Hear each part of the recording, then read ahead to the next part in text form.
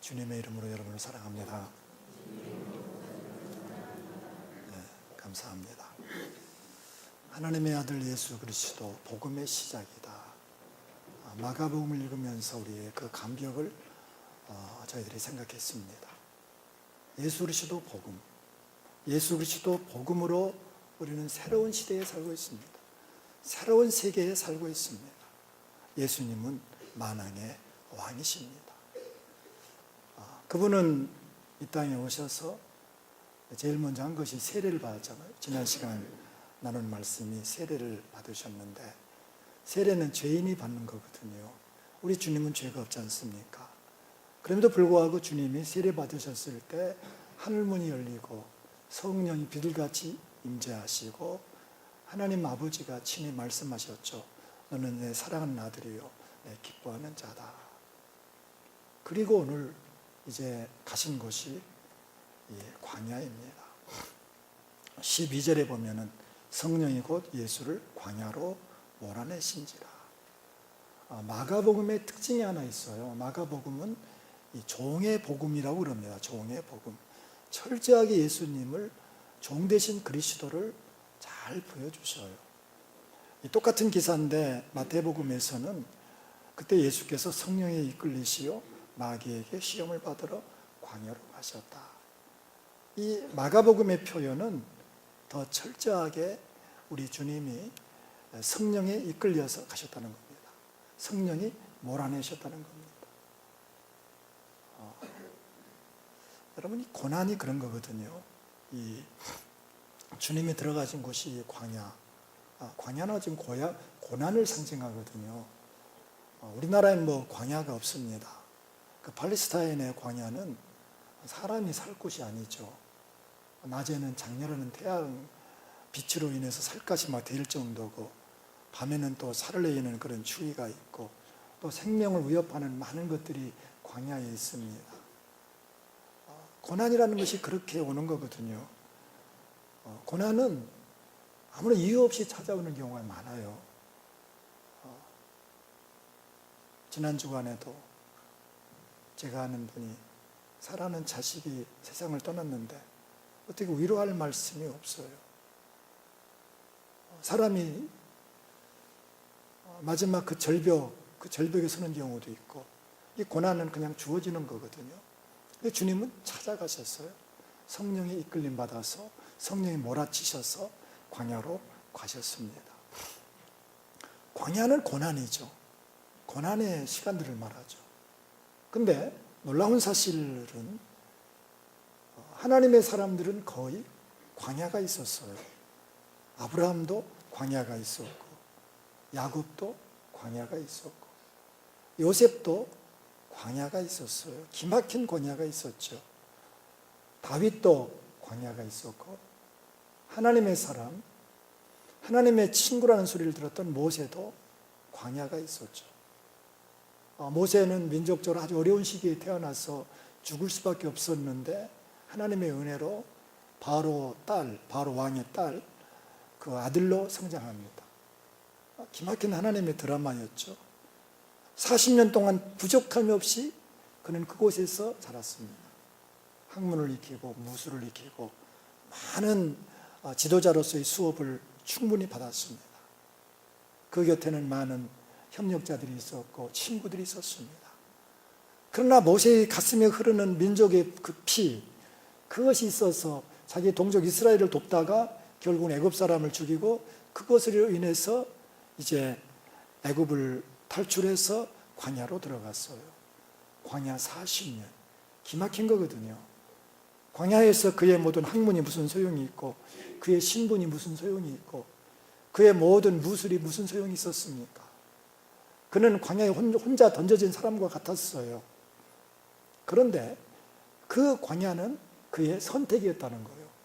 히브리서에 보면은 25절에 도리어 하나님의 백성과 함께 고난받기를 잠시 죄악의 낙을 누리는 것보다 더 좋아하고, 26절에는 그리스도를 위하여 받는 수모를 애굽의 모든 보화보다 더 큰 재물로 여겼으니 이는 상주심을 바라봅니다.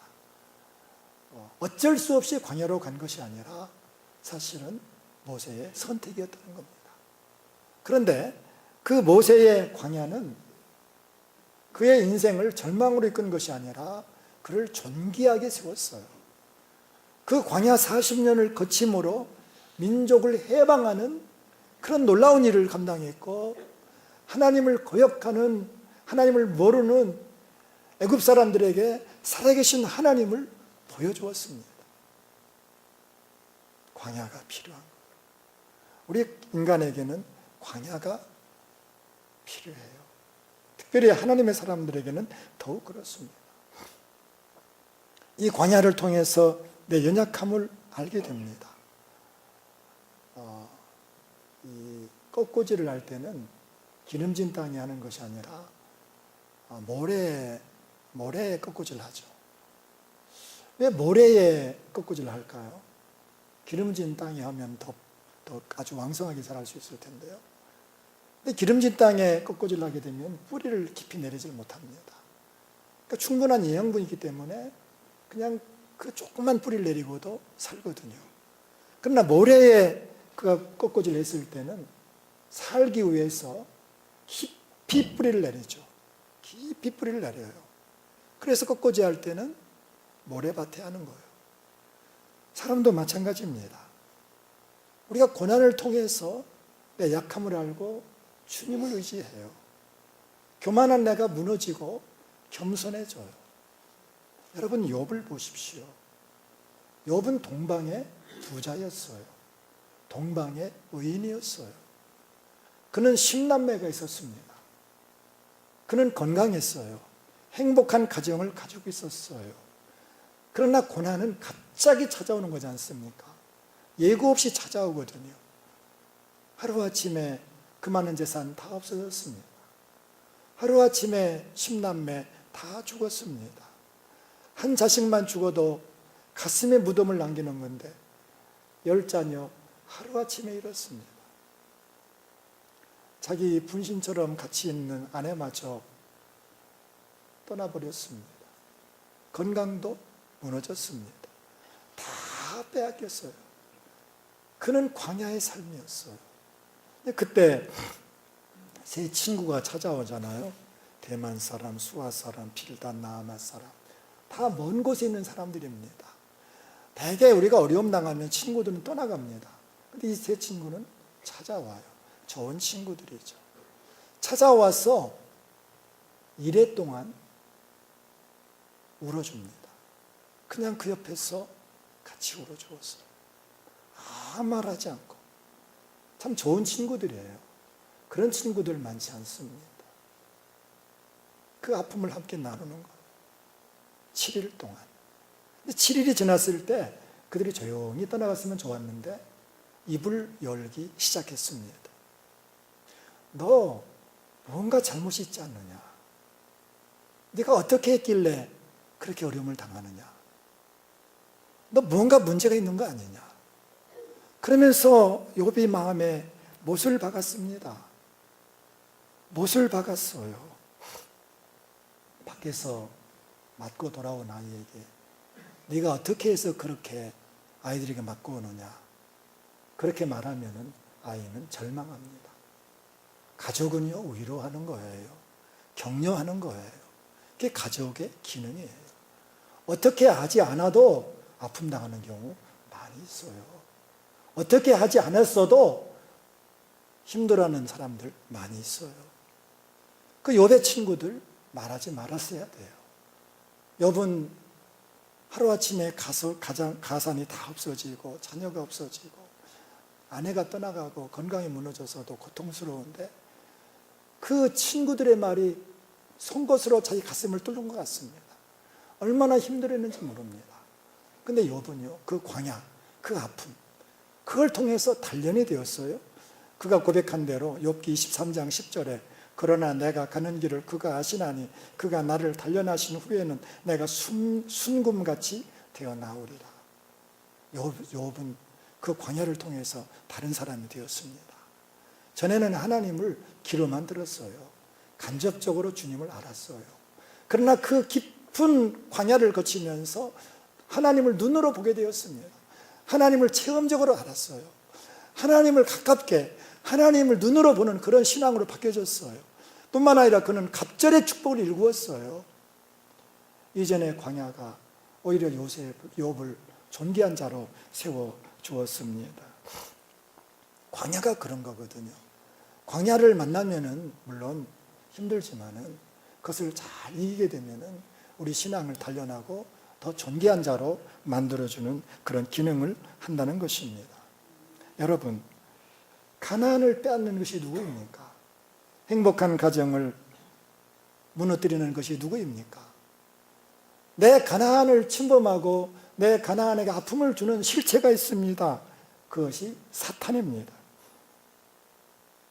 오늘 주님께서 왜 광야에 들어가셨습니까? 왜 주님께 첫 번째로 찾아간 곳이 광야였습니까? 이유가 있었어요. 광야의 주인은 누구냐면은 사탄이었어요. 사탄. 거기에 사탄이 있었어요. 오늘 13절에 보면은 광야에서 40일을 계시면서 사탄에게 시험을 받으시며, 광야가 어디입니까? 세상이에요. 세상. 광야 같은 세상에 주님이 오신 거예요. 이 세계를 지배하는 것이 누구냐면은 사탄입니다. 원래 하나님이 만드시고 하나님이 통치하는 이 세계인데 아담과 하와가 모든 권리, 모든 권한을 사탄에게 넘겨준 거예요.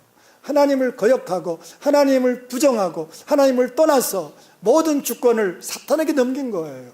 그래서 이 땅의 공중권세를 잡은 것이 누구냐면은 악한 마귀 사탄입니다. 에베소서 2장 2절에 그때 너희는 그 가운데서 행하여 이 세상 풍조를 따르고 공중의 권세 잡은 자를 따랐으니 곧 지금 불순종의 아들들 가운데서 역사하는 영이라.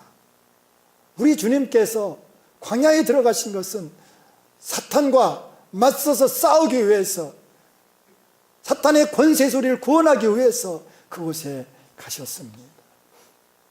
주님이 어떻게 사탄과 싸워 승리했습니까? 그것은 말씀이었죠. 말씀. 우리 주님이 이 땅에 오시는 것은요, 사탄의 권세 소리를 구원하기 위해서 오셨어요. 그래서 주님 믿으면은 어둠의 권세에서 하나님의 아들이 나라로 옮겨지는 거예요. 나라가 바뀌어지는 거예요. 하나님 나라로 옮겨지는 거예요. 우리 주님이 오신 목적을 뭐라고 했습니까? 요한복음 10장 10절에 도둑이 오는 것은 도둑질하고 죽이고 멸망시키는 것뿐이요 내가 온 것은 양으로 생명을 얻게 하고 더 풍성히 얻게 하려는 것이라. 사단의 손에서 우리를 구원하셔서 생명을 얻게 할 뿐만 아니라 더 풍성케 한다. 우리를 행복하기 위해서 우리 주님이 오신 거예요. 우리 주님의 말씀으로 사탄을 싸워서 승리했습니다. 그런데요, 똑같은 동일한 기사에 누가복음에서는 어떻게 결론을 맺느냐면은 누가복음 4장 13절에 마귀가 모든 시험을 다한 후에 얼마 동안 떠나니라. 거기서 마귀가 정복된 게 아니에요. 얼마 동안 떠난 거예요. 그럼 언제 이 마귀의 머리가 상했습니까? 언제 마귀를 정복했습니까? 놀랍게도 주님이 십자가에 못 박혀 돌아가심으로 피 흘릴 때 악한 마귀 사탄의 머리는 상한 것입니다. 악한 마귀는 사람들을 충동해서 예수님 십자가에 달게 했습니다. 그들은 승리했다고 자축했습니다. 그러나 승리하는 그 자축과는 거기에 주님께서 십자가에서 피 흘리심으로 그들의 머리가 상했습니다. 마귀는 정복된 것입니다. 이것은 일찍이 창세기 3장 15절에 예언되었었습니다. 내가 너로 여자와 원수가 되게 하고 네 후손도 여자의 후손과 원수가 되게 하리니 여자의 후손은 내 머리를 상하게 할 것이요 너는 그의 발꿈치를 상하게 할 것이니라 하시고, 우리 주님의 십자가를 단 것은 발꿈치를 상하게 한 정도예요. 우리 주님은 부활하셨어요. 우리 주님이 십자가에서 피 흘리심으로 악한 사탄의 머리를 상하게 한 것입니다. 우리는 주님 안에서 악한 마귀를 정복할 수 있는 것입니다. 골로새서 2장 15절에 통치자들과 권세들을 무력화하여 드러내어 구경거리로 삼으시고 십자가로 그들을 이기셨느니라. 여러분, 우리가 가나안에 어떻게 들어갈 수 있습니까? 세상에서 성공한 것이 가나안입니까?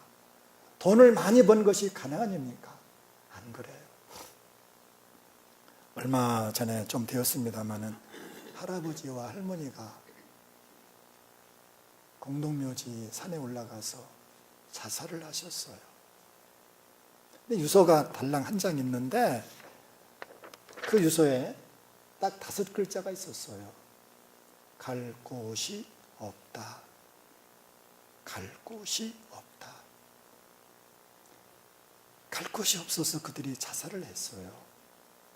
그런데요, 알고 보았더니 이건 실화예요. 그분들에게 4 자녀가 있었어요. 한 아들은 대전 그 유명한 카이스트 대학의 교수였어요. 며느리는 경영학 박사요. 대단하죠. 둘째 아들은 서울 대형병원의 이비인후과 의사였어요. 또 한 아들은 미국 나사 항공우주국 연구원이었어요. 딸이 하나 있었는데 딸은 인천에서 유아원을 경영하고 있었어요. 다 성공한 거예요. 여러분, 정말 성공한 것입니다. 그건 대단한 거지 않습니까? 그러니까 그 부부는 그 자랑이 뭐냐면 아들, 딸 자랑이었어요. 그것으로 살았어요. 여러분, 이보다 더 성공할 수 있습니까? 그래서 그들이 생각하기를 빨리 유산을 좀 나눠줘야 되겠다 해서 자녀들을 다 불렀습니다. 미국에서 다 유산을 준다니까 다 왔어요. 그래서 가지고 있던 부동산 다 쪼개서 그 부동산만 다 나눠줬어요. 근데 신기하게 땅을 다 나눠주고 보니까 자녀들이 잘 찾아오질 않는 거예요. 미리 주지 마세요. 미리 주면 안 돼요. 잘 안 오는 거예요. 그래서 아들을 다시 불렀습니다. 내가 현찰이 많이 있는데 살아있을 때 나눠주겠다. 그래서 다 모이는 거예요. 미국서도 왔어요. 다 왔어요. 그래서 그 돈을 다 나눠줬습니다. 근데 큰아들이 그런 제안을 하는 거예요. 그 부부는 집안채가 있고 연금 나오니까 살 수 있어요. 그런데 그렇게 두 분 외롭게 살지 말고 집을 팔고 우리 집에 와서 같이 살자고 그러는 거예요. 얼마나 고마운 거예요. 그래서 그 말만 믿고 집을 팔고 큰아들 집으로 간 겁니다. 근데 3개월까지는 괜찮았어요. 4개월, 5개월, 6개월을 넘지 못했습니다. 그 잘난 며느리 똑똑하거든요. 얼마나 눈치를 주는지 가시방석에 있는 것과 똑같아요. 아들이 우리만 아들이냐 이거예요. 서울 아들도 아들이고 미국 아들도 아들, 딸도 있는데 꼭 우리 집에만 꼭 계셔야만 계시겠냐고. 그래서 할 수 없이 서울 아들 집에 갔어요. 그 집도 잘 살죠. 큰 병원 그 이비인후과 의사거든요. 그러나 그 집에서도 6개월을 넘질 못했어요. 딸도 있는데 한번 딸 집에 한번 가면 어떻겠느냐고. 그 말도 맞잖아요. 그래서 딸 집에 갔어요.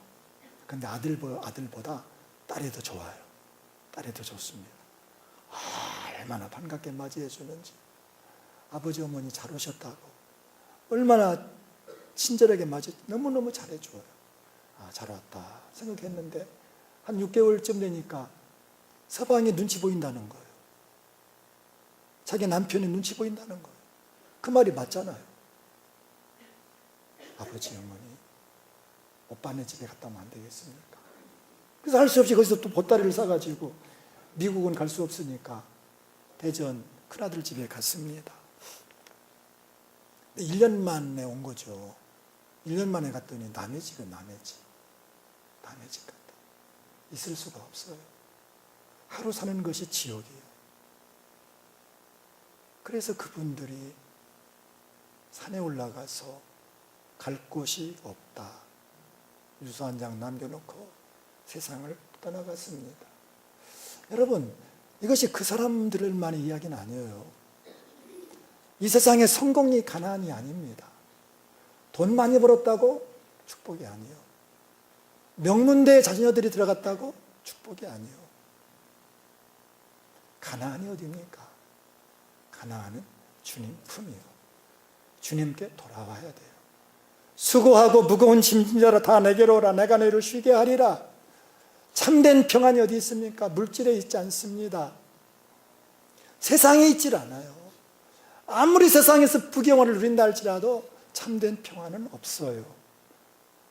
참된 평안은 주님 안에 있어요. 요한복음 14장 27절에 평안을 너희에게 끼치노니 곧 나의 평안을 너희에게 주노라. 내가 너희에게 주는 것은 세상에 주는 것과 같지 아니하니라. 너희는 마음에 근심하지도 말고 두려워하지도 말라. 여러분, 세상에 실망했습니까? 사람들에게 실망했습니까? 주님께로 나오세요. 주님은 두 팔 벌려서 언제나 기다리셔요. 주님 안에 있는 사람, 세상에서 누리지 못하는 그 평강이 있어요. 그 은혜가 있어요. 내게로 오라는 거예요. 광야 같은 이 세상에서 내게로 돌아오라는 거예요.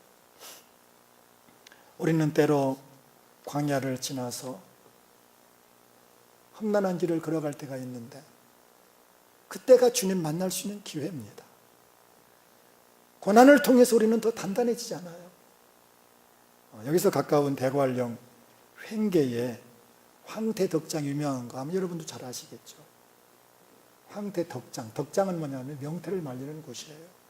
겨울이 되면 명태를 그 덕장에 딱 말리는데 그 눈을 맞고 밤에는 뭐 영하 20도까지 내려가고 낮에는 또 풀리고 얼었다 풀렸다 얼었다 풀렸다, 광야죠, 광야.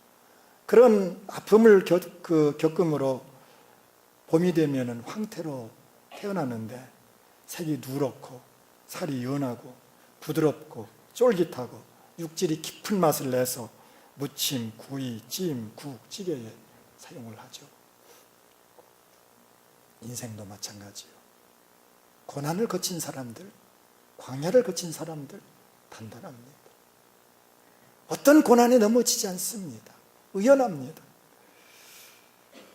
지혜로운 부모들은 자녀들을 온실에 키우지 않습니다. 그런 말이 있어요. 콩을 광야에 심으면 나무가 되어지고 온실에 심으면 나물이 된다. 나무가 될 수도 있고 나물이 될 수도 있어요. 여러분, 광야는 우리들을 넘어지게 하는 곳이 아닙니다. 불행한 곳이 아닙니다. 나를 더 단련하는 곳입니다. 하나님의 사람들도 고난을 겪을 때가 있어요. 광야를 지나갈 때가 있어요. 그러나 믿지 않는 사람과 다른 그것은 무엇이냐면은 고난을 통해서 우리는 더 성장한다는 것입니다. 우리의 눈물이 보석이 될 수 있어요. 고난이 영광이 될 수 있어요. 그럼 우리는 고난 앞에서 절망하는 것이 아닙니다. 절망할 때 누가 기뻐합니까? 마귀가 기뻐합니다. 고난 앞에서 원망하고 불평하는 거 누가 기뻐합니까? 마귀가 기뻐합니다. 마귀가 박수를 칩니다. 너무 염려하는 거 죄입니다. 너무 불안해하는 거 죄입니다. 아무리 깊은 고난이 있다 할지라도 하나님의 사람들은 감사하는 거예요. 그 고난 가운데서 영광을 바라보는 거예요. 고난의 현장에서 함께 하시는 주님을 더 바라보고 더 주님께 가까이 나가고 더 주님을 사랑하는 거예요. 여러분에게 고난이 있습니까? 더 주님 사랑하세요. 하나님 없다고 부인하지 말고 더 하나님께 가까이 나가고 더 주님 사랑하세요.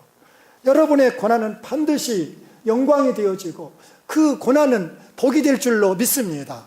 우리 주님은 고난 옆에는 그 영광을 보았어요. 히브리서 12장 2절 말씀. 믿음의 주여 또 온전케 하시는 이 예수를 바라보자.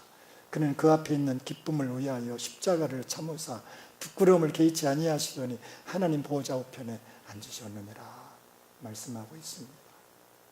우리 사랑하는 소망교회 가족 여러분, 여러분의 어떤 광야가 있습니까? 광야에서 더 주님을 깊이 만날 수 있기를 바랍니다. 인생의 짐이 너무 어렵습니까? 주님께 맡기세요. 나의 짐을 주님께 맡기세요. 여러분이 불안한 것이 있습니까? 염려, 걱정거리가 있습니까? 염려하지 마셔요. 우리 주님 우리와 함께 하셔요. 우리의 눈물을 우리 주님은 더 좋게, 더 기쁨으로 바꿔주시는 분이셔요. 우리의 고난을 영광으로 바꿔주시는 분이시오요. 혼난 날에 나를 부르라. 내가 너를 건지리니 네가 나를 영원롭게 하리로다. 우리 주님 말씀했습니다. 우리 함께 조용히 기도하기를 원합니다. 나에게는 광야, 이 광야를 잘 지나갈 수 있는 믿음을 주십시오. 내가 아무리 어려움을 당한다 할지라도 염려하거나 불안해하거나 원망하거나 불평하지 않고 감사하게 하소서. 광야 같은 인생에서 내가 더 주께로 달려가길 원합니다. 더 주님 사랑합니다. 사랑의 고백의 그 기도를 드리십시다. 다 같이 통성으로 하나님께 기도하겠습니다. 하나님 아버지 감사합니다. 오늘도 저희들 불러주시어서 하나님께 예배할 수 있도록 은혜 주셨습니다. 특별히 귀한 말씀 주셨습니다. 광야를 지나야 가나안이 있습니다. 우리 주님께서 광야 같은 이 세상에 오셔서 우리를 그 사탄의 사슬에서 건져주셨습니다. 하나님 아버지, 주님의 그 품 안에서 하나님 아버지요, 세상 사람이 알지 못하는 그 평강을 우리 모두가 다 누리게 하소서. 세상의 아버지 하나님이시여 화려함에 속지 않게 하소서. 세상의 유혹에 저들 넘어가지 않게 하여 주시옵소서. 세상의 성공이 아닌 것을 보게 하소서. 하나님 아버지, 우리 사랑하는 성도를 은혜해 주시옵소서. 주님과 함께 걸어가는 거룩한 삶을 살게 하소서. 어떤 경우에서도 주님께 감사하며 어떤 경우에도 더 주님을 사랑하며 주님과 함께하는 거룩한 임마누엘의 삶을 살아갈 수 있도록 우리 주님 역사하여 주시옵소서. 이 예수 그리스도의 이름으로 기도드리옵나이다. 아멘.